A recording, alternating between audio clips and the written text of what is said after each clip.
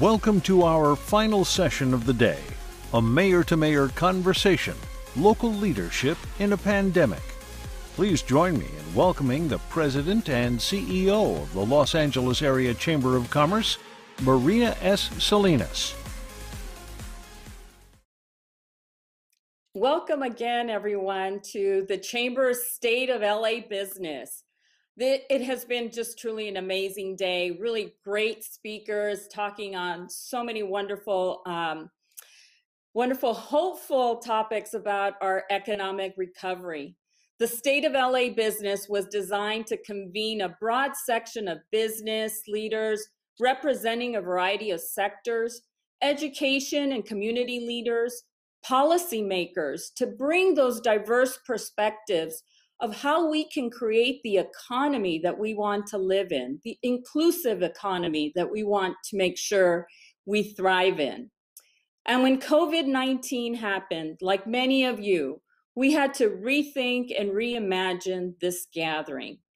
And today, in this pandemic environment, it has become more important to convene and to bring together our collective leadership to address the challenges that we are facing.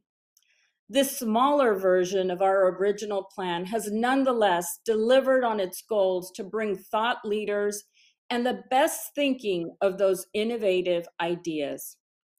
I am really proud of this next closing session to have with us two amazing leaders, mayors here of cities in the County of Los Angeles. And before we jump right into their conversation, let's hear a few words from our presenting sponsor, Amazon. Please welcome Anthony Williams.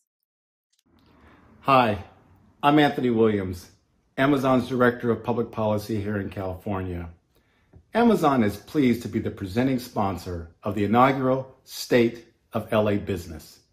We're also thrilled to be among the newest members of the Los Angeles Area Chamber of Commerce. And above all, we're proud to call the LA region home. I too want to thank Chamber President Maria Salinas, Board Chair Danita Willoughby, and the entire team of the Los Angeles Area Chamber of Commerce for putting on a wonderful program today. As we look toward a new Los Angeles, I can assure you all that Amazon will continue to create and innovate from right here in LA. And we will always strive to be a good neighbor and partner. This partnership begins by building on the strong foundation that Amazon has established in LA and across California. Over the last decade, Amazon has invested over $50 billion in the state of California. Statewide, we've launched 25 fulfillment and sortation centers, 15 Prime Now or Tech Hubs, over 130 stores, including Whole Foods markets, and our innovative Amazon Go stores. We've brought 13 solar energy systems online and deployed 3 Amazon Air Hubs to support our state-of-the-art delivery and logistics systems. The Port of Los Angeles and Long Beach handle over 40% of our global inbound volume. More than 338,000 authors, small and medium-sized businesses, and developers in California grow their businesses using Amazon products and services. Already, we've created more than 91,000 direct, full, and part-time California jobs. We can't wait to see what the future brings, and we look forward to working with all of you in the years to come. I now have the pleasure of introducing our final session today, a mayor-to-mayor conversation on local leadership during the pandemic, featuring Los Angeles Mayor Eric Garcetti and Pasadena Mayor Terry Tornak. On behalf of all of us who live and work in this great region, I want to say thank you to all 88 cities, mayors of Los Angeles County for your leadership during these difficult times. Thank you, Anthony. Thank you so much for your support of the Chamber and your commitment to Los Angeles. We're going to dive right into this conversation, and I'm going to welcome our guest, Los Angeles Mayor Eric Garcetti, who is with us here, as well as Pasadena Mayor Terry Tornick.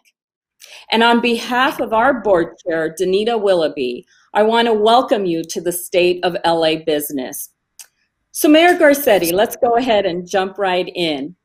Since you issued the stay-at-home order in March, did you imagine that we would still be here in this fall struggling to curtail the virus?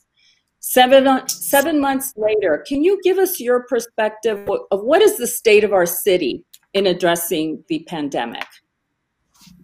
Well, thank you so much, Maria, and thank you for your leadership and Danita's leadership as board chair. Thank you, Anthony, for your great words. When we were competing and we're the only West Coast finalists for HQ2, I said, don't worry, we already have HQ3 here because there's such a strong presence of Amazon. And it's a real honor to be with Terry Tornick, my friend, my brother mayor, and my weekly call, the 3 cities or 3 entities that control our public health. Pasadena has its own, and Long Beach has its own health departments. The rest of us are with LA County. Together with Catherine Barger, the 4 of us as leaders talk every week about the state of our county and our cities and the work that needs to be done to save lives and save livelihoods. But to get to your question, unfortunately, the answer is yes, Maria.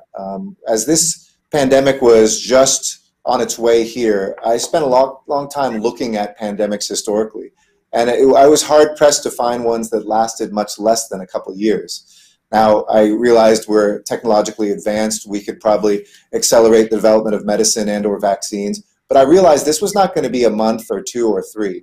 This was going to dominate this calendar year. And as I said early on, certain things that we expected to be normal would not go back to normal until there was a therapeutic and or vaccine treatment for this COVID-19 virus. And I think as I look back, what we've learned about Los Angeles is 2 or 3-fold. 1, how incredibly resilient and generous this city is. 2, how many weaknesses in our economy and unaddressed challenges that COVID-19 laid bare, from racial inequity to access to capital and other things. And 3, I would say the biggest lesson learned, and I'd ask folks to kind of think this through, is don't think about this in ideological terms, as much as some of our leaders train us to. You aren't a totally pro-open or a totally pro-closed person. You have to learn from this disease and figure out, especially with business, learn the lessons of how we can be safe and still be open, because people's livelihoods and jobs depend on that. We've learned those lessons from the construction trades, now working with other industries that I'm sure we'll get into.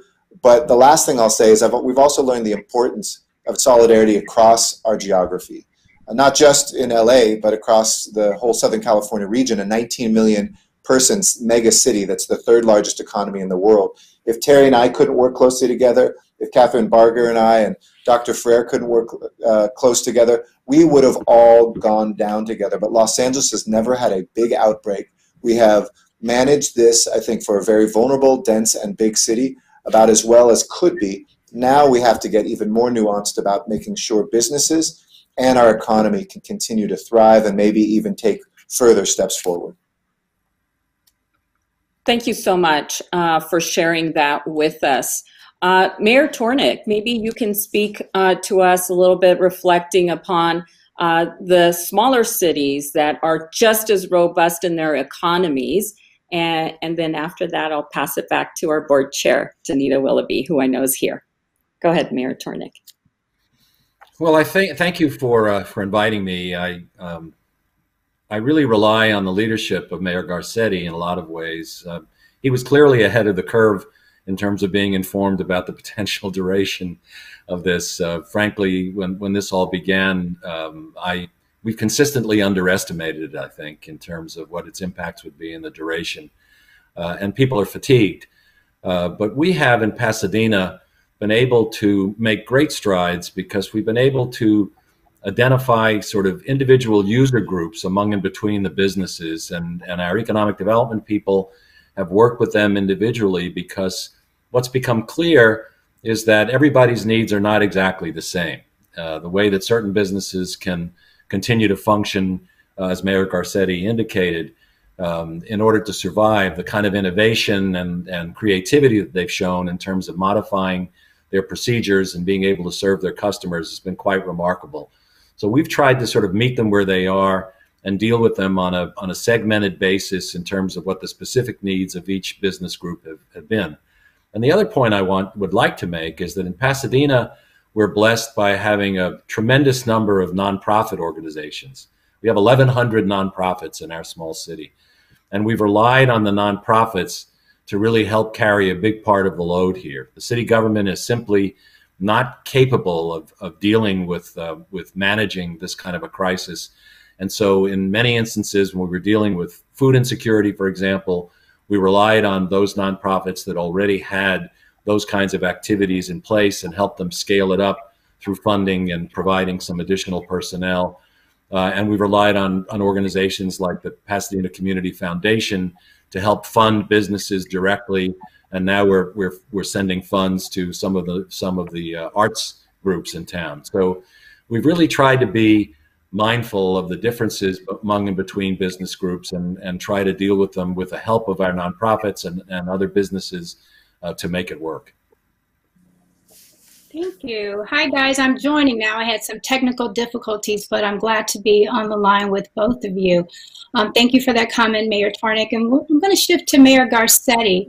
I recall the LA Business Journal quoted a Yelp national study that finds that the city of LA leads the nation in business closures. We've seen that firsthand at the chamber. How can the business community work with you and the government to support businesses that are struggling to survive? Yeah, thank you, Danita, and great to see you, even if virtually. Glad you could join us, and really happy to be with you to have this conversation today. So I looked at that Yelp study. I mean, New York's #2. It's mostly, that's in absolute terms, but per capita, we are still top 10. And you look at the cities that were above us: Honolulu, San Francisco, Las Vegas, San Diego, San Jose, and Riverside. Even Austin, looking at permanent closures per capita, was higher. So I don't think there's necessarily geographical lessons there, as much as there are the kind of economy that we have, which is very focused on service, very focused on small business, and very focused on hospitality and tourism. You look at Honolulu, obviously at the very top, you see that in spades because they're so dependent on tourism. But as we've grown that sector to record heights, it's the place that fell the quickest. Second, though, we have, as I mentioned, a lot of small businesses, and we really are the small business capital of America.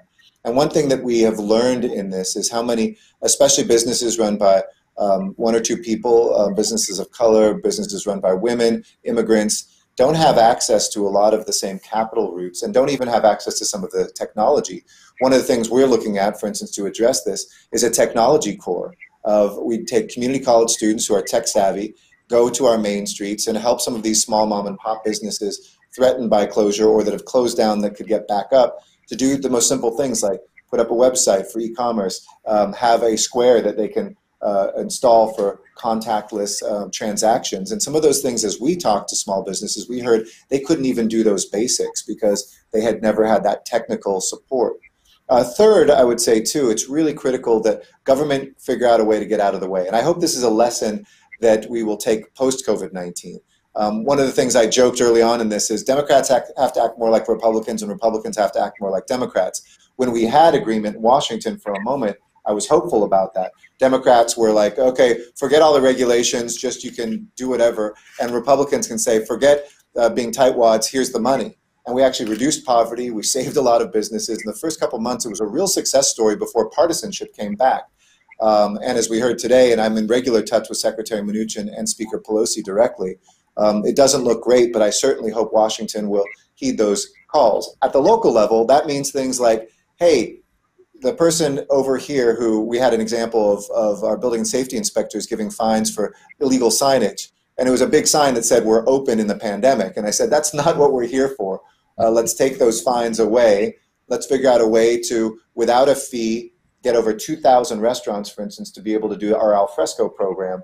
Close down streets where we can, and we do have excess money. Let's build out some of those parklets for them to put tables and chairs out where they might not have those resources. So it's really a combination of trying to think like a business, think entrepreneurial, and get rid of red tape. To me, those are the things, alongside with the technical expertise of access to capital and technology for e-commerce, or just the transactions that need to happen, that are a big part of, I think, how we can stay alive and recover.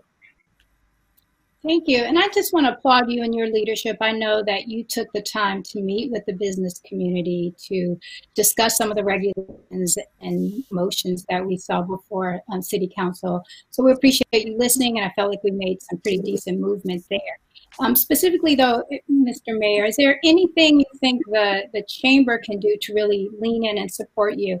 I know we support the Small Business Development Corporation, which is really helping to help small businesses do things like you mentioned, web marketing, technical skills like that. Anything else you want to ask us to lean in and support you with?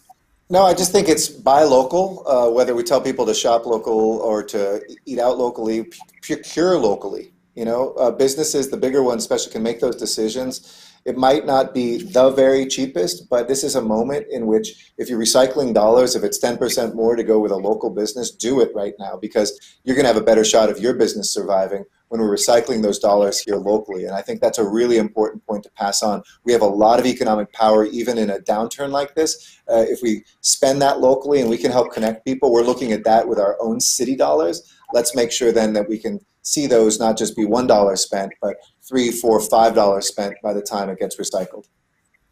I think that's a great idea, local. All right, Mayor Tornick, I'm going to turn it over to you. I understand that you, Mayor Garcetti, and Mayor Garcia of Long Beach have been meeting regularly since the pandemic. How has this collaboration and coordination with these cities been helpful in the response in your recovery efforts? Well, I think it's been absolutely vital for me. You know, as someone mentioned earlier, there are 88 cities in Los Angeles County. Obviously, LA City is the big dog, and Long Beach is a big city, but most of them are more modest sized. And so Pasadena is included in this group because we have our own health department, and it's been absolutely critical that we convey a unified message. There's a lot of confusion as we've moved through this. In terms of what's open, what's closed, when will it open, you know, why is it not open, why is this business open at a certain percentage and another one not. And so we have to try to present a kind of a unified approach here. Catherine Barger has been very helpful in representing the county in all this, because otherwise people begin to lose confidence that government has a sense of moving in a purposeful and a coherent way. So my voice, I think, is of some value. I hope it's some value in terms of representing what the smaller cities are able to do. We don't have necessarily the range of resources that LA City or even Long Beach has. But I think it's critical for us to be able to articulate in both directions, both what the perceptions are coming from the populations in the smaller cities and what the capacity of the cities are in terms of delivering service. But this idea of having a unified front, a coherent and sensible message as we continue to move through this process and learn together, I think has been absolutely vital. And being able to bring our joint resources to bear, announce things jointly, I think has been very comforting to the population and has certainly served Pasadena well. I agree with you. There are a lot of mixed messages that were out there. So I applaud you guys for coming together and working to present a unified front. That's so important as we move forward. Thank you for that. Mayor Garcetti, I'm going to turn back to you. From housing and food insecurities to health disparities, this pandemic has exacerbated many of the income and racial disparities that our city has really grappled with for years. How are we addressing these mounting inequalities? And again, what role can the business community play in supporting the city? Yeah, thank you for the question, because the collision of crises really were interrelated crises. The economy was affected by the health pandemic. Nobody has to choose between, because if we're not doing well on the health side, we know the economy suffers and vice versa. And the racial justice calls that we saw really were already laid out by COVID-19. We actually were the first big city in America to put out an equity officer. And he was now the general manager of our new Civil and Human Rights Department, Capri Maddox, to be able to make sure that everything we were doing had an equity lens, even before people hit the streets after the tragic deaths of George Floyd and Breonna Taylor and others this year. So we looked, for instance, at the disparity on deaths. Around the country, we saw Black deaths twice the population represented in many cities. We were the first city to cut that away. So now that the Black deaths in LA County are under the Black population at large. by surging testing, working with folks like Anthony Anderson, going into our public housing developments, looking at where African Americans, Pacific Islanders as well, Native Latinos who come from Central America and might speak Spanish as a second language, and other vulnerable populations, including our Native American population, you have to be very specific and intentional with policy, or else people are left behind. And we just say, hey, you know, COVID-19 hits everybody. It's true, it hits everybody without discrimination. But then what happens is different based on community and the pre-existing conditions of communities, if you will, and those pre-existing disparities. Second, in the midst of all the equity calls, we took a brave step forward. I put an executive directive called Executive Directive 27, which the Chamber has been very involved with and we appreciate, to have a chief equity officer, Brenda Shockley, for the first time in the city's history. But every one of our 38 enterprises, as I like to call them, our departments, the busiest port in the Americas, the fourth busiest airport in the world, the #1 municipal utility in size in the country, we all now have department racial equity officers and racial equity plans put together. And we called on the private sector to mirror that. Look at your C-suites, look for a racial equity officer, sign on. And just this past week, we had more companies that have become a part of this. So many of Chamber members have done this, where they're taking essentially that same executive directive and applying it to their tech company, their energy company, their banking company. Bank of America is one of the examples that joined us recently. Verizon was there at the beginning. So big companies as well as very small enterprises, because as leaders, you cannot wait and you cannot miss this moment. You have to meet it. And we welcome anybody who wants to find out more information. Just Google Executive Directive 27, and my team is happy to work with you to implement that in your own company as well. Thank you, Mayor. I know at SoCal Gas, we've implemented a racial equity action plan, and I've been really impressed with the progress that we've made. And I think it's a great example that you're setting. I also think your strategy to be very specific and intentional in targeting the populations that are underserved with the necessary tools to rebound from this economy are really important. So thank you for that. Mayor Turnick, we talked earlier this week, and you were saying in your city it's a little bit different with regards to the underserved populations. Different. Would you expand on that a little bit for the audience? Well, I think the issue in Pasadena, we don't see the sort of disproportionate impacts that have been reflected elsewhere. And I think that speaks to the unique nature of each community. I think it's easy to sort of generalize and lump people together, but as local officials, particularly smaller city mayors, we have to make sure that these discussions are fine-tuned a little bit to reflect the actual conditions that exist in our communities. And going back to the earlier point that you were making about the meetings that we have weekly to be sure that we've got coordinated responses, part of the virtue of that is that otherwise there's confusion about, people sort of feel in Pasadena, we've got our own health department, our rate of infection is not necessarily as high as some other places in the county. Why aren't we just sort of moving ahead on our own? Why are we being subjected to some of the same restrictions that exist across the county? We need to be clear to people that while there are unique differences and there are important things that we need to do somewhat differently on a community by community basis, that within LA County, people don't respect municipal boundaries. I mean, they live in one place, they work in another place, they recreate in a third place.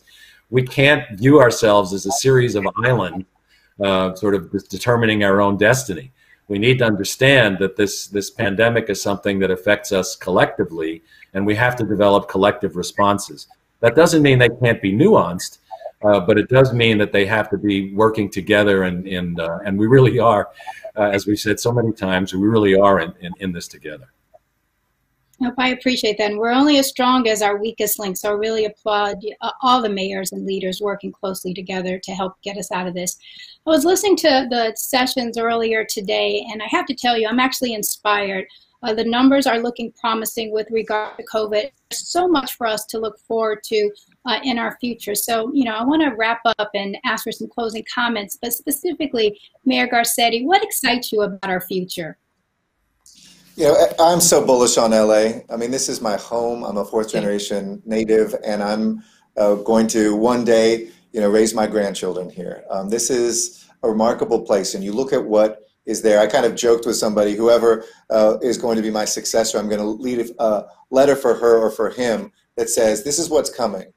All 10,000 units of HHH housing is going to get built, and we can have momentum on homelessness. The Olympics and Paralympics are coming in 2028. 15 rapid transit lines are being extended or built anew. An airport with a public transportation link is going to be reborn. And I had a list of about 7, 8, 9 things that are just going to happen no matter what. And I was going to joke at the end, I'd say, now just don't screw this up. Love, Eric, and leave that on the desk for my successor. Because, you know, there's so much on automatic through our innovation that will come here. On the flip side, we have to make sure we do it with a conscience and that intentionality to leave no one behind, to really say that there will be a day without tents on our streets, even if it takes us 10, 15 years to grind through that, to say we won't have an economy in which the wealth for Mexican American and Black families is 1/80th of white families in Los Angeles, to look at our education equity, which is, you know, I'm so passionate about in the classrooms for our children. But I'll leave you with 4, and I promise they'll be really quick lessons that I've learned as a leader from this, which is you need to accelerate, innovate, collaborate, and communicate. In other words, accelerate. What I've learned from this is make quick decisions. You can't wait for weeks. This virus has taught us you have to make decisions right away. But second, innovate. Don't be scared about doing new things. You know, 9 out of 10 things we did, we learned something and we're good. The 1 out of 10, I'm sure you could write lots of articles about how we failed. But that is the price of innovation and moving things forward. Third is don't do it alone. Collaborate. It's that conversation. I've so valued Terry's wisdom, and I valued Robert's wisdom and Catherine's wisdom. We've met a dozen times with the 88 mayors. I convene them once a quarter usually, but we've done it, you know, almost once a week on average during this pandemic. And last, communicate. You can be doing all of that stuff, but if you're not telling people who we are, what we need them to do, they are going to feel even more powerless in the most, you know, powerless crisis where we already feel disempowered. But if you're communicating, they asked me today, do you want to do your weekly address? You know, I used to do them daily, then I do them weekly. And I kind of could take a pass, but I said, no, I think I need to. I'm sick of my own voice. I'm sure you are too. But communicating where we are, where we're going, and who we are is so critical to leadership. Thanks so much. No, thank you. And not only are you communicating weekly, but I love the online information that your office makes available. So if we want to see the numbers, they're there. It's in graphical format. So if we want to see the trend line, we can see it and we can continue to remain educated. I share that optimism. I'm not from Los Angeles. I'm from Chicago, but I love Los Angeles, and I'm glad to see you at the helm. Mayor Turnick, what excites you about the future in the city of Pasadena? Well, like you, I'm not a native. I'm from Brooklyn, but I am raising my grandchildren here, both in Pasadena and Los Angeles, and so I'm very optimistic about the future. I would make the point. I'd like to reinforce the point that was raised earlier, and that is that the pandemic has just shined a very bright light on conditions that we knew about already, and the benefit of that is that we can't ignore them. I mean, a lot of these social justice issues and inequality issues are things that we knew about, things that we were working about, but now we've got a real sense of urgency, and there's no excuse for not continuing to address them in a very intense way. We're going to have to change some of the ways that we manage. We need to work closely with businesses and get out of their way, because a lot of them are very severely challenged by this, and we need to not be an obstacle, we need to be an asset to them. So I remain optimistic. The innovation, enthusiasm, and pent-up demand that's developing, I think, will really come bursting through as soon as our friends, the scientists, take care of the medical part of it. But I'm tremendously optimistic. Pasadena is tired, but remains optimistic, and I welcome the leadership of the business community, and I'm grateful for the leadership that Mayor Garcetti has shown in all of this. Thank you, Mayor Turnick. So I'm going to use your words when the LA Chamber meets with government officials, quote unquote, get out of our way. Thank you for that. So if I were to summarize kind of what I heard today, which has been a great conversation with our 2 mayors, number one, just the importance of a unified message, and I thank you guys for collaborating and partnering. The other action item, I think, for all of us to take away is the importance of investing in our local economies to help our small businesses rebound in this economy. So thank you for that. We are all definitely in this together, and we will come out of this together. And Mayor Garcetti, I like your 4 pillars: accelerate, innovate, collaborate, and communicate. So with that, gentlemen, I say thank you for joining us today. The Chamber is proud to partner with you, and we look forward to working with you in the future. And Maria, I'm going to turn it back over to you. Thanks, everybody. Great. Thank you. Great. Thank you so much for that, Danita, for moderating such a great conversation. Thank you, Mayor Garcetti, Mayor Tornick. Your words are very inspiring during a time when the business community is really struggling, and knowing that you welcome, the input and the feedback and the collaboration. I too wrote those words down, accelerate, innovate, collaborate, communicate. As leaders in this room, in this virtual room, I know that we have members that are ready to meet this moment and that have been meeting this moment. So thank you all once again for that great conversation. As we close our State of LA business, our inaugural, and our virtual presentation of what the business community is experiencing, I have to thank so many that have helped us shape this program. When we said, we're thinking about doing this program, I was so excited that so many of our board members said, raised their hand and said, we want to help. So please help me recognize our steering committee for State of LA Business. We had Brennan Chris with JP Morgan Chase, Celeste Aline with Microsoft Corporation, Chris Thomas and Thomas Wong of Southern California Edison, Claudette Moody and Victor Martinez of WSP, Dennis Rodriguez of Siemens Corporation, Javier Cano of the Ritz-Carlton Los Angeles and JW Marriott Los Angeles LA Live, Nicole Simonian of Crowell and Mooring, and Raul Anaya of Bank of America, and also our incoming 2021 board chair. I'm also grateful for our sponsors. And so one last time, let me recognize them and thank them for their deep commitment to Los Angeles. Our presenting sponsor, Amazon, our gold sponsors, Edelman, Facebook, HNTB, our silver sponsors, AT&T, Delta Airlines, LA Times, Ring, Southern California Edison, Wells Fargo, and our bronze sponsors, Coca-Cola, Valero, and WSP. And lastly, I would like to thank each of you for attending our very first State of LA Business.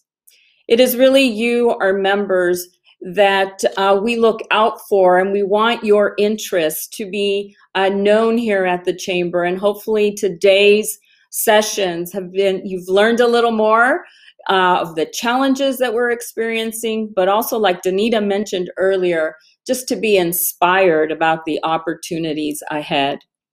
And I want to thank the Chamber team, who has done an amazing job of rethinking State of LA Business and putting it on a virtual platform so that we can all ensure that we're collaborating even when we can't be in person.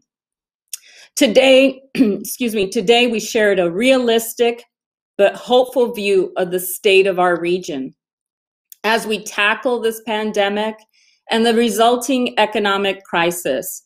The challenge ahead is immense, but throughout each of the sessions today, there was a strong theme of collaboration, of resilience, and of promise. So I want to thank you all once again for participating.